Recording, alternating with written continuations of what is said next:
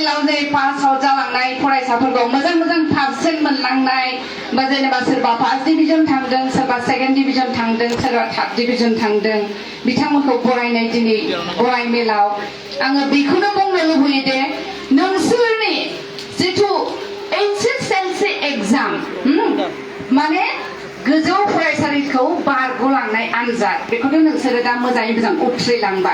उथ्रिलांनायनि उनाव दायो नोंसोरा नेक्स्ट स्टेपआ मा जाहैखो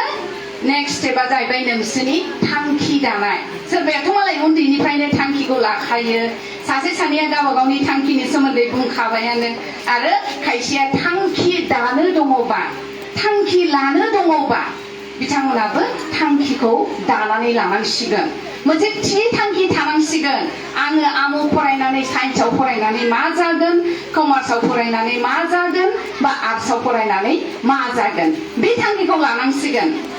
दा सोरबाया होनबाय फार्स्ट बिबुंथि होग्राया मा नामोन सन्द्रिकाया बै PCB लादों PCB माने मेडिकेल लाइन ना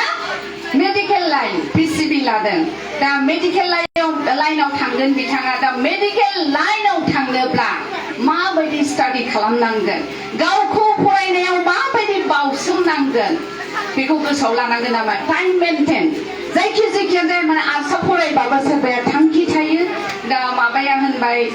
इसारानिया होनबाय आं उकिल जागोन थ' उकिल जानोबाबो नोङो उकिल जानो थाखाय नों माबायदि फरायनांगोन बेखौ सायख'नानै लानो रोंनांगोन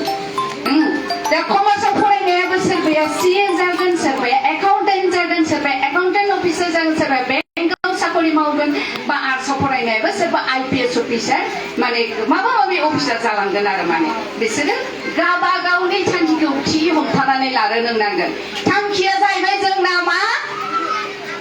मोनसे ब्लेंक पेपार बायदि ब्लेंक पेपार थांखिया जों बेखौ गाब होनांगोन रंगिन खालामनांगोन जोङो बेखौ रं होनांगोन हमनानै ला मेग्निफाइं ग्लासखौ मिथिगौ दा नोंसोरो मिथिना मिथिया बाबुमोन ओइ जे जोङो फिसाखौ गिदिर खालामनानै नायोना बेखौ होनो मेग्निफाइं ग्लासआ जाहैबाय नोंसोर साफ्रोमबो फरायसा नोंसोरनि थांखिया मा जागोन पेपारखौ खामनाय पेपारा बे ब्लेंक पेपारा जाहैबाय नोंसोरनि थांखि पेपारा जाहैबाय नोंसोरनि थांखि माजों खामगोन साननि दुंनायजोंसो खामगोन खामासे साननि बिदुंजोंसो खामगोन नोंसोरो जुदि साननि ओरै सिदायै लाखिनानै पेपारखौ ओरै होनानै लाबाय थायोबा 3-4 मिनिटनि गेजेराव अर जोंगोन बे पेपारा अर जोंगोन थिग बेबायदिनो नोंसोरो बे नोंसोरनि थांखियाव अरायबो फकास खालामनांगोन जेब्लायबो फकास खालामनांगोन जे जाहाथे नोंसोरो नोंसोरनि थांखिखौ क्रेक खालामनो हायो नोंसोरनि थांखिखौ नोंसोरो जाफुंसार होनो हायो दा साननि बिदुङा मा जाखो साननि बिदुङा मा बुस्थु मेग्निफाइं ग्लासआ जुदि नोंसोर जाबायब्ला बै पेपारा जुदि नोंसोरनि थांखि जाबायब्ला साननि बिदुङा मा जाखो साननि बिदुङा मा जाखो साननि बिदुङा एनार्जि नङा होमबा शक्ति एनार्जि गोहो साननि बिदुङा এই কারণে मा बे साननि बिदुङा मा जाहैबाय नोंसोरनि बिमा बिफाया नोंसोरनो गोहो होगासिनो दङ एनार्जि होगासिनो दङ फोरोंगिरिफोरा नोंसोरनो एनार्जि होगासिनो दङ गोहो होगासिनो दङ नोंसोरनो बेबायदि नोंसोरो थांखिखौ सुफुंनो थाखाय नाजानांगोन आरो नोंसोर पास आउट जानाय लोगो लोगो बयबो गावबा गाव गोसो बायदियै सोरबाया सरकारियाव एडमिशन लाहैबाय सोरबाया प्राइभेटआव एडमिशन लाहैबाय गुबुन गुबुन कलेजाव एडमिशन लाहैबाय गुबुन गुबुन कलेजाव एडमिशन लाहैनाय लोगो लोगो बेवहाय नोंसोरो गोदान लोगो मोनहैबाय लोगो मोनाखै होनबा बयबो ज' नङा दायो सोरबाया सानै साथाम बबेबा कलेजाव थांबाय सोरबाया हारसिङै बबेबा कलेजाव थांबाय सोरबाया ज' जानानै बबेबा मोनसे कलेजाव थांबाय खिन्थु बेफोर लोगोखौ जोङो लोगो मोनबाय थाया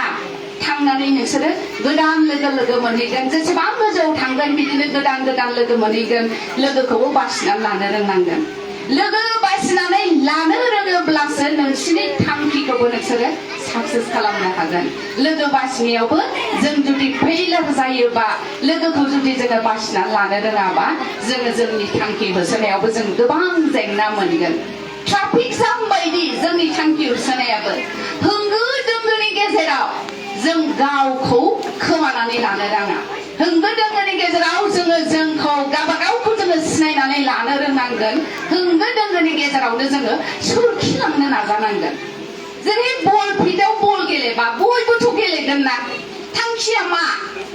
बलखौ बै गलथियाव सोहरनाय नङा दालाय बलखौ बै गलथियाव सोहरनाय जोङो बै गलखौ नायनांगोन आरो मा गलथियाव जोङो बलखौ सोहरनांगोन बेयावथ' किपाराथ' थागोनानो जोंनि थांखियाव हेंथा होग्रा गोबां मानसि दङ खिन्थु थांखियाव हेफाजाब होग्रा मानसि गैया नोङो माबा मोनसे थांखि लानानै बेखौ जाफुंसार होनोबा हारसिं दावगालांनांगोन जेला देरहासार जानानै फैगोन अब्ला नोंसोरखौ बरायग्रा गोबां मानसि थागोन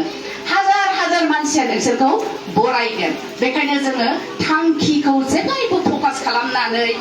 बायदिसिना जेंनाफोरखौ जोङो खोमायाव सोआलासे जोङो थांखिसिम सहैनो नाजानांगोन दा जोङो थांखिसिम सहैनोबा फरायनायखौ जोङो सम मथे थाङोबा समा जोंनि थाखाय बेसेन गोसा नङा होमबा समखौ जोङो रावबो बायनानै मोना समखौ जोङो नांगौ बायदि बाहायनांगोन सप्ता खनसेयाबो सोरनिबा थाखाय सानसे बारा नङा बारासे सप्ता खनसेयाव खैदिन थायो माबाल'सो 7 दिनल'सो 7 दिनल'सो थायो सानसेनि भितराव बेसेबां घन्टा थायो 24 घन्टाल'सो बेथ' रावनिबो थाखाय माबा नङा बारा नङा धोनि गोरिब बयनिबो थाखाय समा समान बेखौ जोङो सानसेनि समखौ राननानै जोङो बाहायनो रोंनांगोन सोरबा गोरों गथ'आबो जुदि समखौ बाहायनो रोङाब्ला टाइम मथे गावनि फरायनांगौखौ जुदि माबानो रोङाब्ला मा जाहैगोन बेबो मालाबा फेइलार जानांगोन ओंखायनो जोङो समखौ बाहायनानै फरायनो रोंनांगोन समखौ सानसेनि समखौ जोङो राननांगोन सानफ्रामबोनि फरायनांगौखौ जोङो सानफ्रामबो फोजोबनांगोन जों जुदि जमा खालामनानै लाखियोब्ला मा जाहैनोसै जोङो बानोसै बेखौ मावनो जमा जाबाय बेखौ नायनांगौ बेखौ बदलायो बेबो इम्परटेन्ट बेखौ बदलायो बेबो इम्परटेन्ट लास्टाव मा जायोसै मेलेमा खामानि होला लड लाखिनो हाला मेलेमा बेबायदि जायो माने ओंखायनो जोङो सानफ्रामबोनि क्लासखौ सानफ्रामबो रेगुलार खालामनांगोन सानसेयाव 6टा क्लास जायोबा 6टा क्लासखौ मोजाङै रेगुलार खालामनांगोन मोजाङै एटेनसन होनांगोन मोजाङै खोनासंनांगोन नाखौ जेरै बे खखा सायोब्ला फारसेथिं हाबबा जेरै गलांनो हाया थिग बेबायदिनो खखा सानाय बायदि खोमाया थिया जानानै थानांगोन फोरोंगिरिया मा फोरोङो मा एक्सप्रेसनाव फोरोंदों मा मुडआव फोरोंदों बबे सोदोबखौ मा मुडआव बुंदों बेखौ नोंसोरो मोजाङै नायनानै खोनासंनांगोन खारन जोंनिया मा बर' मिडियामनिफ्राय इंराजि मिडियामाव सोलायनाय लोगो लोगो जोंथ' मा मोननै साबजेक्ट बा मोनसे साबजेक्टल'सो जोङो बर'खौ फरायनो मोनगोन गासिखौबो जोङो इंराजियाव फरायनांगोन गतिके जोङो मोनफ्रोम क्लासखौनो मिस खालामालासे जोङो गोदान टिचार मोनहैनोसै ना सोरबायदिया माबायदि सोदोबखौ माबायदि उच्चारण खालामो जों बेखौ मोजाङै खोनासंनानै माबानायनि गेजेरावनो फोरोंनायनि गेजेरावनो जोङो लिरनाय स्किलखौबो बाहायलांनांगोन मा बुंदों बेखौ जोङो जा बुजियो जा हायो जोङो लिरनांगोन नै नोंसोरो जोङो नोट्स डिक्टेट खालामनानै होनोसै होननानै बुंबाल' नोंसोरो बहि लानानै जे लिरनांगौ बेबायदि नङा फोरोंनायनि गेजेरावनो फिसा इम्परटेन्ट बुस्थु थायो बेखौ जोङो होनानै बहि दिहुन बेखौ लिर बेबायदि नङा नोंसोरो फोरोंगिरिया हाबनाय लोगो लोगो गावबागाव साबजेक्टनि बहिखौ दिहुनखानानै लानांगौ माबा मोनसे इम्परटेन्ट बा लेखायाव आन्डारलाइन नङा नोंसोरो बहियाव लिरनानै लानांगौ होनबाना नोंसोरो बोदलानानै नायफिननाय लोगो लोगो अ सारा बेखौ दिनै फोरोंदोंमोन अ मेडामा बेखौ दिनै फोरोंदोंमोन मा होनदोंमोनलाय बेखौ नोंसोर गोसोखांहरनो हाबाय बेबायदि आरो माने ओंखायनो जोङो समजों लोगोसे खारफानांगोन सानसे क्लासा एबसेन्ट जायोबाना मा जायो जोंहा 6टा क्लास मिस जायो बे 6टा क्लास मिस जानायखौ जोङो अखानायै मेकआप खालामनो हैनो हाला बेखायनो नोंसोर हानाय एसेबां क्लासाव नोंसोरो रेगुलार थांनो नाजानांगोन हानाय एसेबां नोंसोरो क्लासाव एटेनसन होनो नाजानांगोन गोदान नालाय मिडियाम सोलायनाय जोङो माखौबो बुजियोसे बुजिनांगौ जोंहा गोबां दङ बेखायनो जोङो रेगुलार क्लास खालामबासो मोजाङै खोनासंलांबासो लासैनो जोंनाव बुजिनायाबो फैलांगोन बेबायदि माने ओंखायनो जोङो बे सप्तासेनि समखौ जोङो लस खालामनाङा समबार माने मा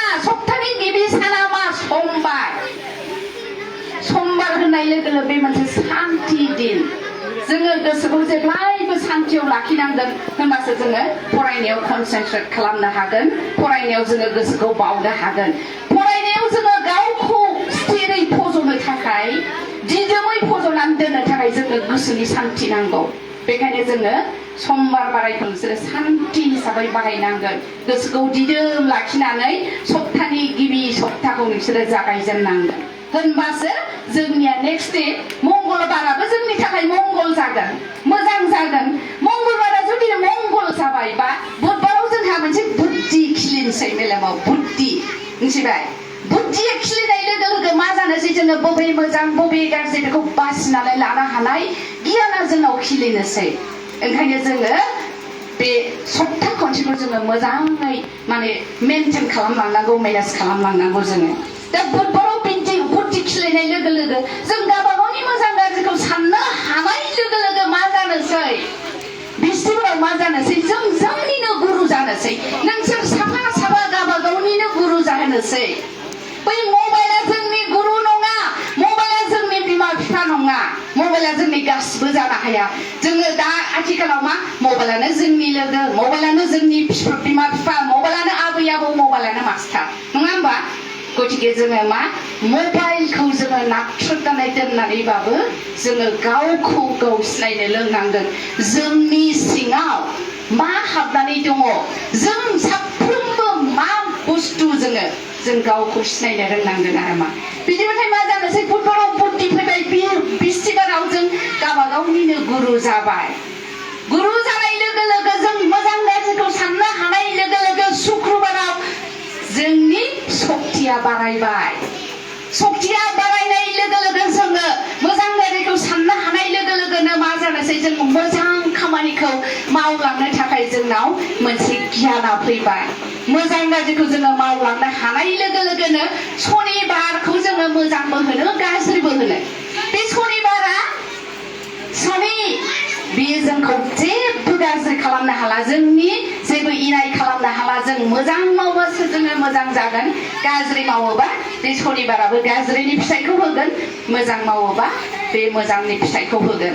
नेक्स्टआव मा जानोसै सानसे थाबावबाय रबिबार जोङो मोजां मावनाय लोगो लोगो मोजां फिथाइखौ मोनबाय मोजां फिथाइखौ मोननाय लोगो लोगो जोंनि एनार्जिया बारायबाय सक्तिया बारायबाय जोंनि गोसोआ जोंखांबाय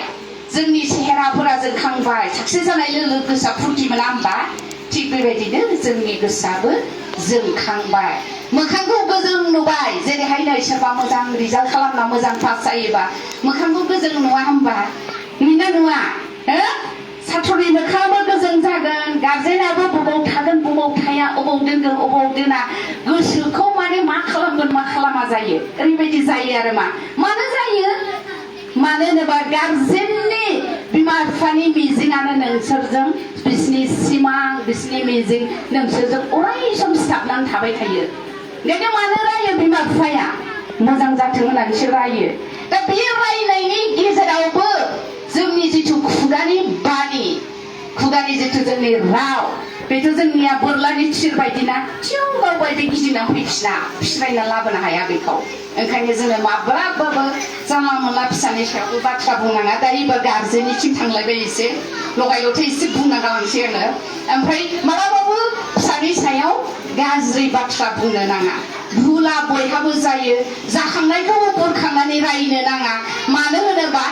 माने फार्स्ट जानानै थांखांनाया जोंनि गाबोननि सिमांखौ जाफुंहोआ नै दिनैनियासो जोंनि गाबोननि सिमांखौ जाफुंहोगोन ओंखायनो जानानै थांनायखौ गोसोआव लाबोबाय थानो नाङा बे मानसिखौ डिप्रेसन खालामो मानसिखौ माने आवगायलांनांगौनिफ्राय फावसयहोयोसो ओंखायनो मालाबाबो आगोल साखिनानै नायग्रो आंनि बाथ्राया गोथाव नंगौना नङा बे आदारजों समान आदार बायदि बियो जानाय आदार बायदि बे गोथाव नंगौना नङा बेखौ साखिनानै नायनानैसो बुं आरो माने बेबायदि आरो এই कारणावनो मा जोङो सप्तासेनि समखौ जोङो मोजाङै माबानो हायोब्ला जों जुदि गावखौनो गाव सोराङाव लाबोनो हायोब्ला रावबो गथ'आ डिप्रेसन जाया आजिखालिथ' डिप्रेसन जायो गोबां डिप्रेसन जायो आरो सुइसाइड एटेम्पआबो बहुत जायो आजिखालि ओंखायनो जोङो गार्जेनाबो बेखौ दिथा होनांगोन फरायसायाबो गार्जेननि अननायखौ बुजिनांगोन गार्जेना मानि थाखाय रायो मानि थाखाय अनो बेखौ बुजिनांगोन माने फरायसायाबो गतिके आंना समावबो बहुत खम तारमाने 1 बाजियावनो एग्जाम स्टार्ट जागोन नालाय फन फैगासिनो आङो बारा जेबो बुंला आङो मालाबा सम मोनोबा बेबायदि सुजुग सुबिदाखौ मोनोबा आं माब्लाबा फैबावगोन गतिके गोदान फरायसाफोरनि थाखाय इयुननि गोजोन हास्थायनानै जाहाथे इयुनाव गावसोरनि थांखिफोरखौ जाफुंहोनो हायो बेखौनो मिजिं खालामनानै उन्दै उन्दै गथ'साफोरनिसिम आङो आंनि अननाय आंनि गोरबोनि अननाय आरो बोर सारस्रिनायखौ बावहरनानै लोगोसे नुजाथिफैनो हानाय दिनैनि मेलाव जथुमनाय गासै बिबानाव थानाय बिबानगिरि बिथांमोननिसिम आंनि सिबिनाय खुलुमनाय आरो निमाहा बिनायखौ जासिनानै माने एसेल' सम होनो हाबाय आङो सम होनो हायोबा आं एसे बुंबावगौमोन गतिके आं बेखिनिखौनो बुंनानै आं बयनिफ्रायबो बिदाय लाबाय गोजोन्थों खुलुमबाय बयनिसिमबो